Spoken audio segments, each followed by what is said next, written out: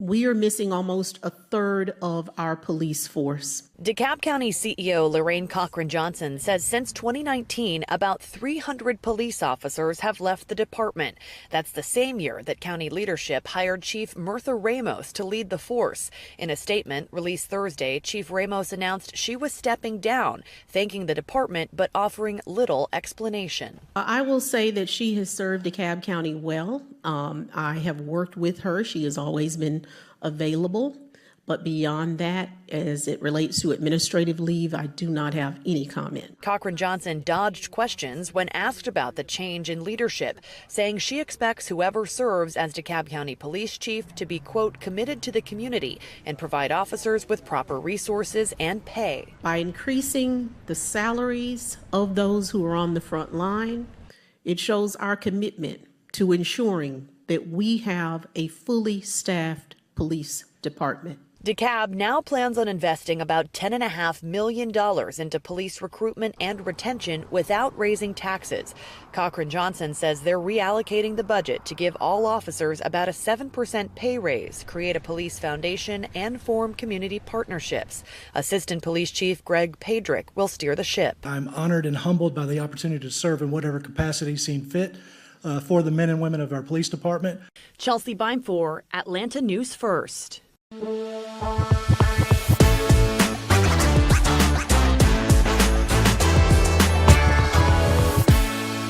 Welcome to a special episode of the Decatur Dish. I'm your host, editor, and founder of Decaturish, Dan Wisenhunt. Our guest today, you might remember her. She was on our show just a couple of weeks ago, Police Chief Mirtha Ramos. There have been some developments between that interview and now. Mirtha Ramos has been given a timeline to decide whether she will leave her post or be terminated. And she's joining us today to talk about what happened and what the future looks like for the department going forward. Chief Ramos, thank you so much for joining us. Thank you for having me. During the last interview that we had, you mentioned that the new CEO, Lorraine Cochran-Johnson, reached out to you day one. She'd asked for information about some of the initiatives that she's going to use to inform some of the initiatives she's planning, like higher pay, down payment assistance. Was that the only conversation you had with the CEO, or were you having a continuous conversation since that happened? That was the only conversation that I had, and it wasn't a physical conversation. It was really done via email. So have you had a face-to-face with the CEO since she took office? No. I see. When you were given the option to resign or be terminated, how was that handled? I was summoned to the COO's office. With him was one of the county attorneys. We sat down. He looked me in the eyes and he said, CEO Lorraine Cochran-Johnson has chosen to go into a different direction, and we're asking you to step away from your duties as the chief of police effective immediately. And then he went and looked down at his legal paperwork and went on to tell me about the time frames that I had to make those decisions. And they were 21 days to decide if I wanted to resign. And if I choose not to resign, then I would be terminated effective immediately. Did they give a reason? There were no reasons given, just that she had chosen to go in a different direction. So I want to pause here and note that Lorraine Cochran-Johnson has made some statements about this. She's praised the work that Chief Ramos has done. She's also said that this is a personnel issue and that she can't really talk about it further. Chief Ramos, they said they wanted to go in a different direction. They didn't give you any more detail than that. Do you have a theory about why they wanted to move in a different direction? I absolutely have no theory. So did you have any sense that this was coming? I had no idea that it was coming. I knew it was possible. I am a appointed position, so I'm at the will of the CEO. And so she has the right to come in and choose to pick whoever she wants. So, I mean, I knew it was possible. Considering all of the work that's been done, everything is going in the right direction. I didn't think it would be done, and we're at least not even so soon. But yeah, she can do it. I just was surprised that she did and how she did it. When you were summoned to the COO's office, we're talking about Zach Williams, correct? Yes, sir. Gotcha. When you were summoned to the COO's office, did he offer you a severance, offer an opportunity to sign a non-disclosure agreement, anything, any kind of compensation? He gave me a legal document that said that they would keep me on administrative leave for a certain period of time, and that was about it. CEO Lorraine Cochran Johnson held a press conference the same day that this news started to trickle out. She wanted to have the press conference to talk about some of the initiatives that she has planned to increase officer pay. As you can imagine, that was the last thing that was really talked about. All the journalists wanted to know about this situation. Did you know that press conference was coming, and were you invited to it? No and no. No and no. And when, what day did you find out that this was happening? Because I think the press conference was on Thursday. I was summoned on Wednesday in the afternoon to be there at 3:30 p.m. And at 3:35, I was back in the parking lot. Wow, that fast. During the press conference, Lorraine Cochran Johnson mentioned that most of the crime categories had gone down. Two were still elevated, that they were sexual assault and homicide.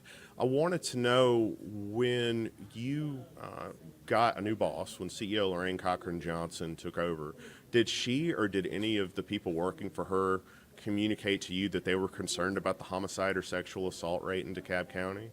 There has been no communication about my work productivity or the efforts of the police department. What do you make of that statement at that press conference? I know in the press release that you put out, you noted that year-to-date crime homicide rates appear to be down. Obviously, there's been a trend of homicide rates ticking upward. What do you attribute that to? I attribute that to all of the hard work and all of the investments over the last 5 years. Nothing changes overnight. So the fact that we've been creating different initiatives and different programs and really just working hard to connect with the community, all of that plays a role. I mean, we have some hard men and women in the DeKalb County Police Department. And even though the numbers have been going down, they've been working to make sure that they give it their all. So I attribute to all of that, but I start with just the fact that the personnel in the police department never gave up. They continued working. And I think what we're seeing now are the benefits of those efforts that we've been putting in for the last 5 years. Chief Ramos, the question I had, and maybe I'll restate it, was that the murder rate, homicide rate was trending up. And I was curious what your thoughts were on why that had increased. Is it a pandemic response? Is it a staffing response? What would have caused that rate to go up when all of the other rates were declining? Well, it went up by 2, and even though I will say that just even one murder is way too much, I'd attribute that to the fact of, just the pandemic residual. Every department was experiencing these type of increases, and unlike the rest of the departments, we didn't have those double-digit increases. We weren't in the 25, 30, 40% of increases. We had a 2% increase, and so while a 2% increase is not great, it could be a lot worse. So I felt as though that we were leading in the direction which we are in now, a 77.3 reduction year to date. I think that's extreme. And I will say, as of last Monday, I don't know what it is today, but as of last Monday, it was 77.3. In the first 7 weeks of the year, we've only experienced 5. And so for me, I feel as though that is us, our efforts, and we're just leading into really reaping the benefits of all of our efforts over the last couple of years. The plan that the CEO unveiled this week, or last week rather, on Thursday, and she had sent out a press release before, the pay increases, the down payment assistance. What input did you have on those initiatives that the CEO is unveiling to boost police officer recruitment and retention? Well, I provided a list of incentives that we had been working on prior to her arrival, and most of those, if not all, were included in her proposal. This is really just a continuation of all the work that's been done, again, over the last 5 years. When I arrived here, the starting salary for our officers was about $38,000. When you look at the fact that we've already been able to bring that up to $58,000, we've come a long way. And even though there is a lot more that can be done, and the officers deserve every bit of it, this is just a continuation of what we've already been doing. Let's talk about when you joined 5 years ago, and I have a sort of philosophical question, because I'm a manager too, and I've also had to let people go. When you took over as manager, were there Were there people that you had to let go? And I don't need you to get into individual personnel decisions, but how was that handled? Actually, when I became the chief of police, I think I was the only new chief of police that didn't let anyone go. I said that they had gone through enough changes and that I was going to work with everyone that was there, and it was their job to lose if they wanted to lose it. So I didn't let anyone go. I worked with what I had and I made it work. And do you think what the CEO did was the best way to handle that situation? Well, the COO The COO, excuse did me. not. I felt like he could have handled it better. What would you have done differently if you were in that situation?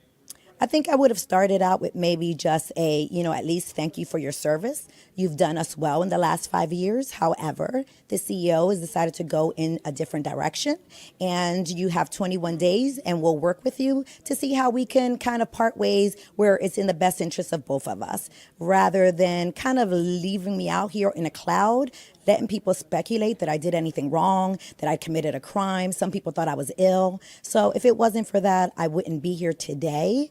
I really just want the community and our officers to know that I didn't do anything wrong. I mean, it is okay that I was let go. I just didn't like the manner in which it was conducted. Let's look forward a little bit. We have an assistant chief, Gregory Padrick. How well do you know him? He's been working for me directly since I've arrived. He's been an assistant chief for 6 years. And what can you tell me about him and his leadership style? I can tell you he's been an assistant chief for the last 6 years. I know that he has grown in that time, and that's about all I have to say on that topic. What do you think your biggest concern is for the department going forward in this leadership transition? What are the things that are in motion right now that you're concerned might fall by the wayside as they're changing leadership? Well, I just feel like anytime there is a change in leadership, there's a sense of inconsistency and instability. And I think we were moving in the right direction. So I would hope that they don't shake too many trees and that they just continue on the path. I was one of, if not the longest running chief in the last 20-something years. And I think that actually shows and contributes to our successes. You can't change leadership every other month. It's very unstable and inconsistent, and it confuses people. So I think that's my biggest concern, is making sure there's some consistency for the officers, and hopefully they'll continue moving forward. Chief, what would you say to residents who are concerned about their safety right now? The top law enforcement officer has left. There's what we presume is an interim in place. And I'm sure we have a lot of viewers that are concerned right now about the stability of the police department. What would you say to them? I would say that the men and women of the DeKalb County will continue working and keep you safe, but I really don't know what the future holds. I can only vouch for all of my efforts while I was there and how my focus and priority was to the safety of all citizens, especially considering that I am a resident of DeKalb County. You have 21 days. Have you submitted a letter of resignation? I have not. Do you know which direction you're going to go? You were given an option to leave or be terminated. Have you made up your mind?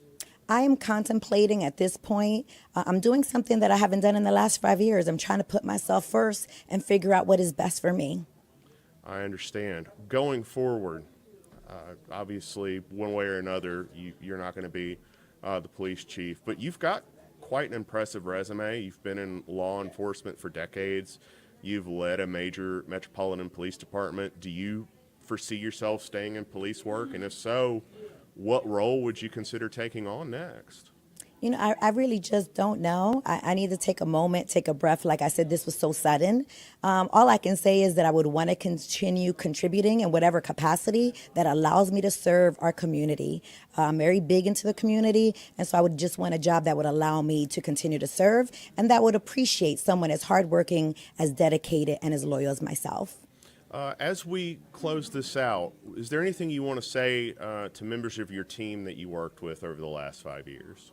I guess I would be saying the same to them as I would our community, is that I gave you all I had to give. I'm not saying that I was perfect, but I'm saying that I gave you 110% every waking day. And I didn't have anything else to give. So if there was something else that was wanted, I was tapped out, because for 5 years, I've given everything. And is there anything else you touched on the community? Is there anything specifically you would tell residents of DeKalb County as they wonder about what's coming next?